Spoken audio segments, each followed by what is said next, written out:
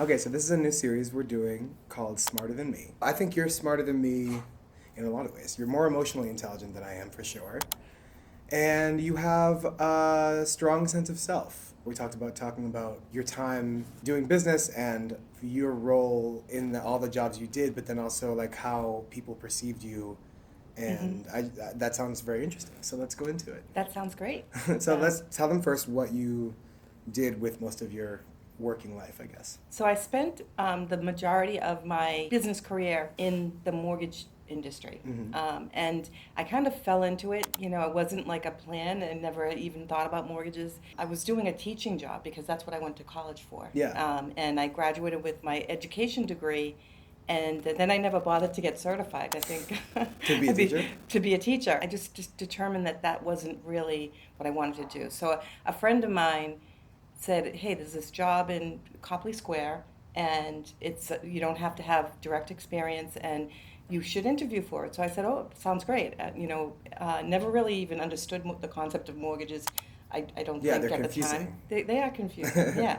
So I went for the interview, I got the job, and then I spent about a year in that company, and I ended up moving. And I happened to meet somebody who just was amazing throughout my life on the personal level, but also on a business level. He helped my trajectory in the business immensely because he believed in me. And, Yeah.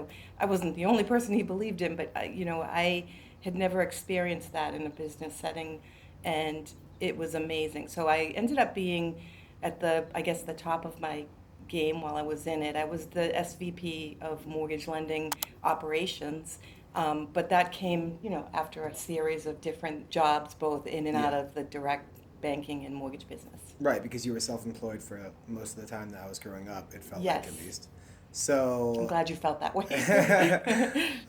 so what was, well, okay, so when you started the job, it was, and I don't mean to feed you words or anything, so No. correct me if I'm wrong, but a male-dominated industry, I assume. Yes, I Yeah. think most businesses Yeah, were sure. male dominated. It just wasn't like women were definitely a part of the industry, but they were usually at the lower levels. Sure. And they were doing the day-to-day work and being led by males in a lot of cases. And that was my experience. I had a great boss, so I was very fortunate, but you had to, if you wanted to, you know, achieve the next level, you had to stand out. You Yeah. really did. And I don't remember consciously thinking like, oh, I want this, career path. I want to be a top dog or something someday. I don't remember feeling that, but I think ultimately through, the people I worked with, my boss, myself, I opened doors to get a pretty good career path. You say you had to prove yourself. How do you think that, what were you doing to prove yourself? I do remember when I was a loan processor. That's like that, that's one of the fundamental positions, a lot of outreach to customers and good communication skills and things like that. And I really loved that job because I also was learning the intricacies of how you look at a loan to see if somebody qualifies and that kind of thing. So I remember that our underwriter, who was the next tier up, she went on vacation and a loan had to get underwritten. And I had learned enough to say, let me give a go at this.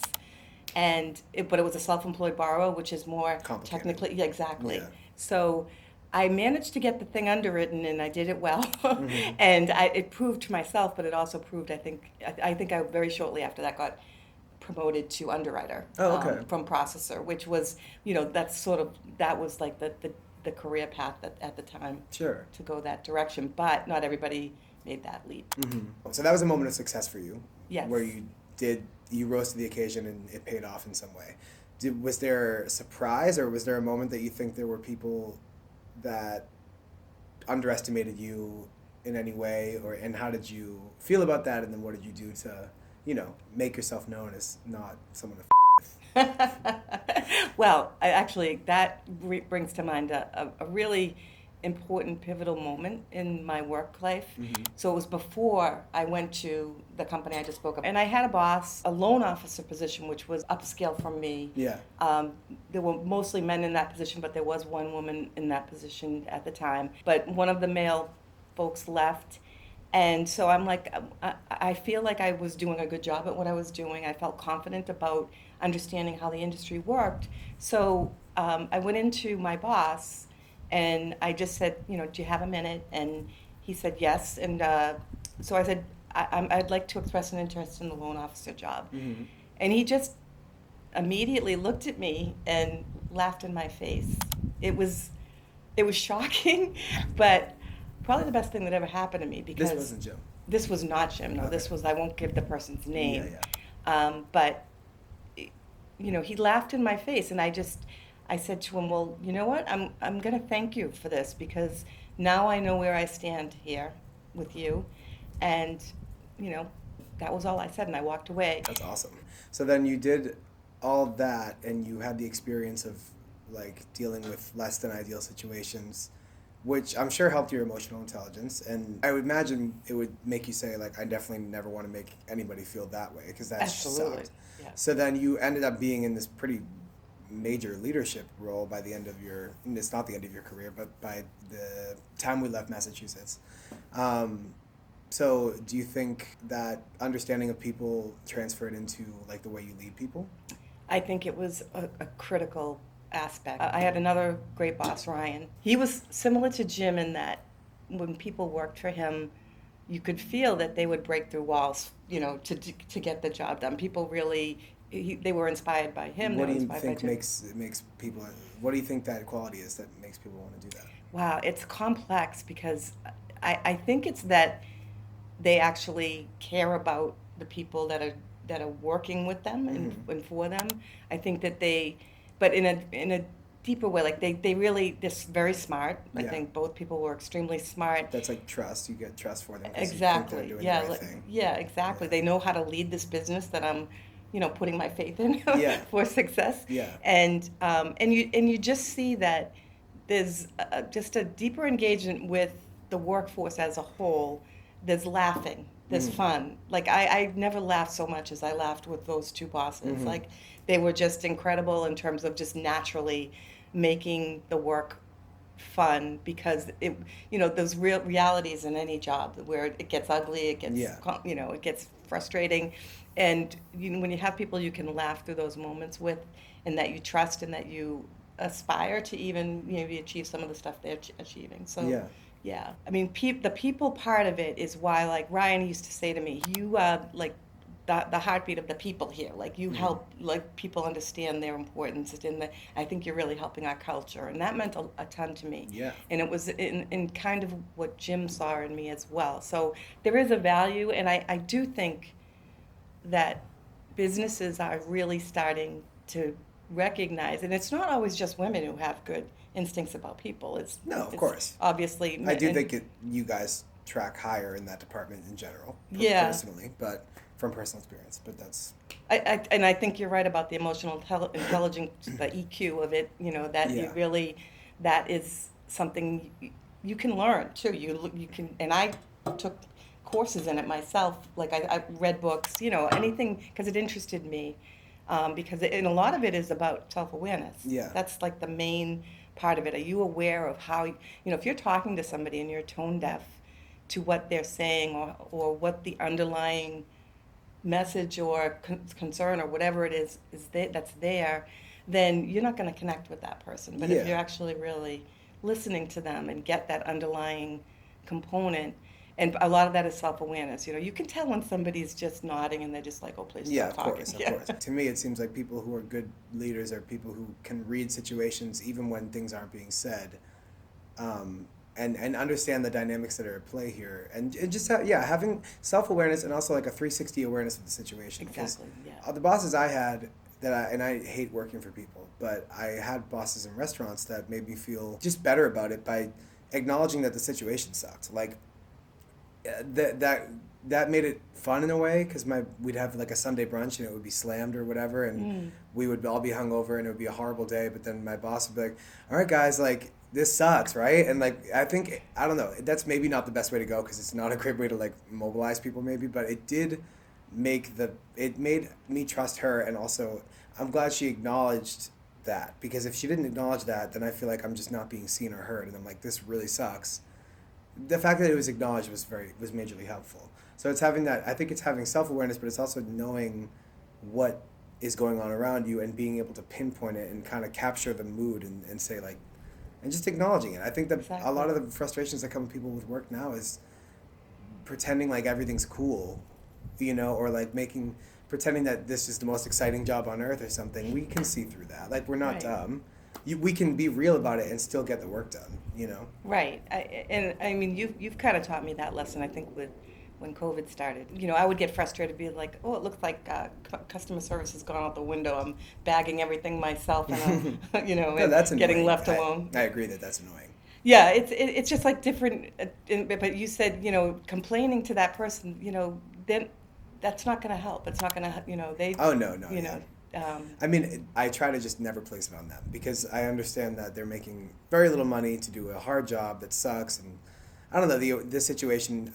I think if you're mad at the individual who's giving you a hard time or whatever, you're actually mad at the system, but it's expressing itself in being mad at the individual. Yeah. So you don't want to take it out on that person. It's only going to make the situation worse for them and for you. Right, I and think. you've been there too, like so. Yeah, of you've been course. there- And I was yeah. rude to people when I was a server. I wasn't the best server ever because it sucks. It's not fun. So I'm sorry if I waited on you in New York. How do you advise others to kind of cultivate like an energetic mindset about their job? Because like I think we're at this moment of like talking about work and in a new way that's kind of honest, and like people are saying like, I hate my job. Like that is kind of a thing that people are saying. I don't think that's the right way to go because you're gonna have to do it regardless. This is just a situation we're in. You could be real about it, but I think it's not helpful to say I hate my job. How do you think if someone hates their job? How would you stop hating your job so much? Well, I think you have to look at, am I in the right, is it a bad fit for me? Yeah. Because if you hate something that much, it's going against your grain somehow. Yeah. And I had that moment, probably was in the mid part of my career, and it just felt like a grind, and I wasn't sure what was going on. I couldn't put my finger on like, why am I so unhappy? Why the people are cool, but the work was really like just sucking the life out of me. Mm-hmm. And so I remember this company came in, and they were trying to sell us this thing called predictive index, Mm-hmm. PI. Yeah. And it was basically, it's one of those, sometimes it's called a personality score, but it's more of a job fit, kind of a quiz. I took the test, or whatever it was we want to call it, and it was like an inventory of words, and I had to just check the ones that I felt described me, and then on the flip side, I had to check the words that I thought people perceived were me. Mm-hmm. And what came out of it is what I will always call my Twisted Sister moment. Because I don't understand the reference, unfortunately. so do you know Twisted Sister is a No. rock and a heavy metal? I know the name, but I don't know their music at all. So. Yeah, I don't really know much of their music either, but the name is what I think, I see. Twisted Sister, because that's what it looked like on paper, because it does this Oh. diagram where it's like on the page, here's what you naturally are, Mhm. this is who you are, Mhm. and then here's what you're trying to be right now. And it Mhm. was that when you overlap them on top of each other, it was like I was going this way Oh, when okay. when my natural instinct were to go this way. And what was what was this way and what was that way? So they tested 4 things. They tested A, which is your dominance level. How comfortable are you in more of a dominant leadership kind of role? Yeah. B is your willingness to sort of engage with other people, your outgoing, your level of being outgoing. Mm-hmm. C is your patience level. Very low How for me. comfortable are you with like repetitive work and Ooh, stuff like that. That's where I fail. Yes. So you have a very low C probably, and I Yeah. do too. Oh, interesting. And then D is formality, how well you operate in a formal environment Also with a very low lot for of me. so and a lot Is of that low for you too? That's low. So Me too. So I yeah, think, at least. yeah, you're probably right. It's like, because I knew when I saw that, I'm like, oh my goodness. And so banking is very formal. Yeah. There's gavels. It really made me stop, and that's when I really started to think about going self-employed. It took me a while to actually get there, maybe a year or two Yeah. before I was ready. And you guys, were both young at the time, My brother so. and I, yeah. But that was sort of a turning point for me. I understood myself better, and I'm like, what am I doing to myself? I'm torturing myself on a daily basis. Totally. So when others, are looking at something and they're like, I really dread going to work, try to figure out what it is that you would feel better about. All jobs have downsides. Of There's course. no question. Of course.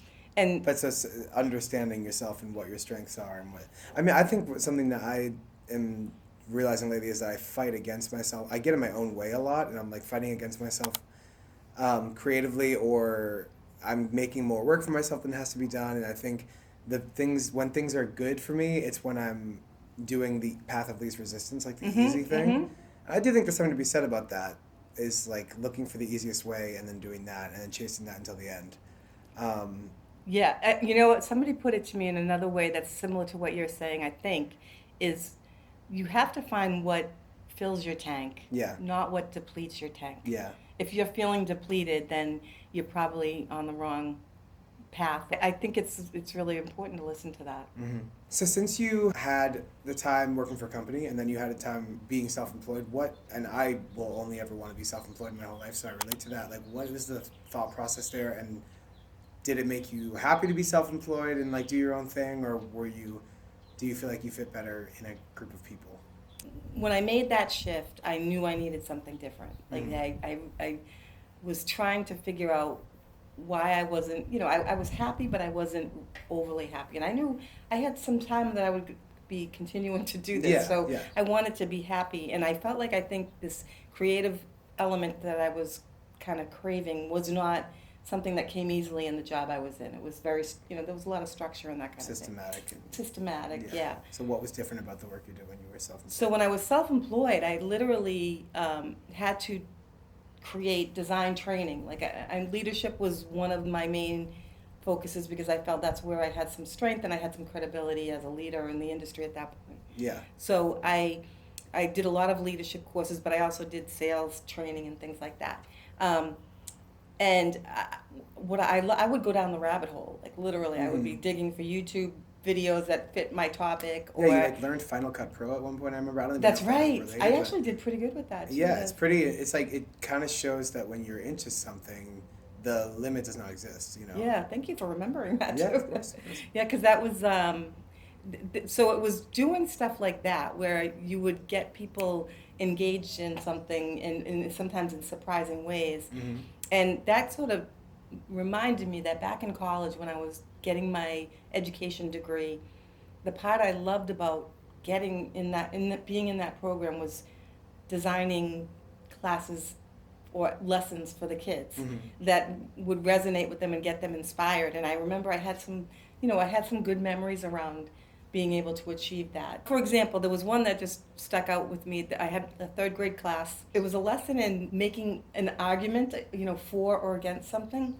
And so I came up with this idea that this group of people were going to be on a plane together, and they were going to be flying to this beautiful location, palm trees and ocean and that kind of thing. And that they were all, excited about it. So they get on the plane, and there's this one really very strong personality person, but who has some power on the plane.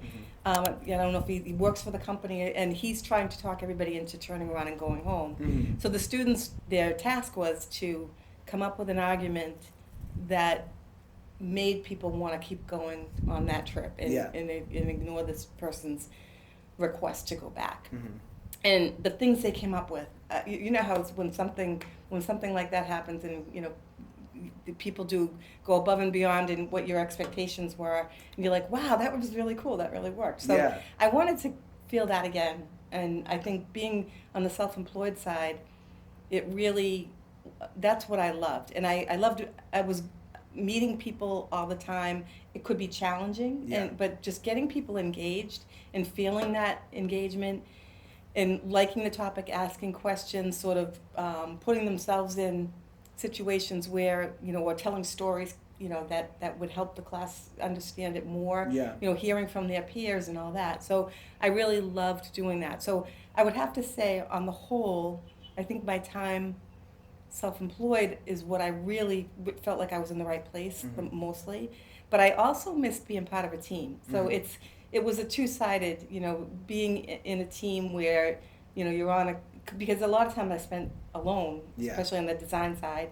And then you'd go out and you'd have, 3-hour classes with groups, or, sometimes 6 hours if you had 2 groups. And so I met a lot of people, so it wasn't like I was lonely, but it was different. I liked being part of a team. So there were benefits to both. I'm glad I did both. Yeah. But self-employed is where I'm back at again. So I guess nice. yeah, exactly. What, and this is my last question, but what is like if somebody's watching that wants to make that leap, because it's scary. I mean I've done it now, and I think it is horrifying. It's like the stability is very incentivizing. So what is your advice to somebody who might want to make that leap? I'd say be prepared to be scared a Yeah. little bit, because it is scary, but you know, and have a plan to say, you know, at the very least, I'm going to be able to do this much to bring in this much that will cover, you know, try to have as good of a plan in place. Things are going to happen. Your plan's not always going to work. Try to ignore the fear a little bit, because the fear can choke you and Totally. almost, you know, make you stop doing something that could ultimately make you more successful, both financially and otherwise. Yeah. Than if you hadn't, you know, persevered through. Like, you have to persevere through some of the lean, tough times. You know, I had to go out, and I'm not a salesperson by nature, Yeah. but I had to, you know, basically reach out to people and say, hey, I just want you to know I'm doing this, you know, and my expertise is this, and don't be afraid to introduce yourself to people. Eventually that gets traction, because when people see you, that you're, all right, they're serious, they're doing this, and I actually need this, let me talk to them. Yeah. Like, it happens. It doesn't happen with everyone, but it Yeah. happens. Yeah, just the consistency and the showing up Exactly. is definitely most of it, because I think a lot of people start businesses and they make an Instagram for it, and then in 6 months the Instagram's still empty, or there's one picture on it and they haven't really told anybody. And it's not that it's a service or a good that we don't necessarily want, but it's like if you have to be so omnipresent, it almost feels like, you know. Yeah, I think people look for, like, like, do you authentically like want to do this, Yeah. and are you willing to put the effort into it? And I think that all of a sudden that you get traction from that, you know, the fact that you're there, Yeah. and you're still working at it. Just going for it. Absolutely, Yeah. exactly. All right, well, that was awesome. Thanks you. Thanks for talking Yeah, to me. thanks for including me. I appreciate it. Of course, You know, I love this is that. awesome. And I love that that you were inspired Oh, of course, to be yeah. self-employed. Yeah, no, it's the only way for me. I think that's definitely because of watching you do it. Yeah. Because it looks fun. I mean, I remember being like, oh, she's doing something that she seems to like, except when your computer would crash and then the whole... I lost everything. Yeah, in 2000, There's nothing worse. 10 or 11, when autosave wasn't a thing. I don't know. That's right. I would be so if they didn't have You literally say to yourself, I don't know if I can do that I don't know again. if I can do it again. But then you just do. You do. Yeah. And sometimes it comes out better. Yeah, that's true. You just have to, suck it up, I guess. 100%. Well, I love you. Thank you for I doing love the you show. too. Thank you. Subscribe to the channel. This is my mom. Say goodbye to my mom. Bye. Nice to see you all.